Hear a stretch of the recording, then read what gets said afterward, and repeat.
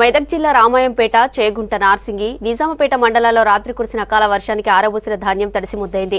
చేతికొచ్చిన పంట కళ్ల ముందే తడిసిపోవడంతో ఆందోళన చెందుతున్నారు రైతులు. మరోవైపు కోతుల బెడద కూడా ఎక్కువైందని ఆవేదన వ్యక్తం చేస్తున్నారు.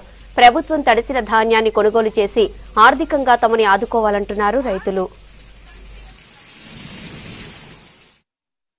మార్కెట్లో ఒక దిక్కు వైపున కోతులు, ఒక దిక్కడ మార్కెట్లో తాట్పత్రులు లేవు.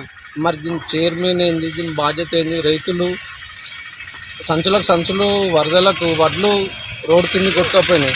ఇప్పుడు అవి మట్టిపాలైనాయి. కనీసం రైతును పట్టించుకునే బాధ్యత కూడా ఎవరు లేరు. రైతు అనేది గుర్తు అనేది లేకుండా అవుతుంది. మరి గంజిలా ఏంది? కనీసం రైతులకు ఒక తాట్పత్రి ఇద్దాము. వర్షంలో కొట్టుకపోయినా అమ్మితేనా నానకుంటున్నాలి కదా. వడ్లు ఎండిన వడ్లు నాన్నే 17 మ్యాచర్ వచ్చినా ఎవరు పెట్టుకుంటలేరు. 13, 14 రావాలంటారు. రైతుల మీద మళ్ళీ ఇంత డిమాండ్, ఇంత చేస్తుడు గవర్నమెంటా? మరి మధ్యలో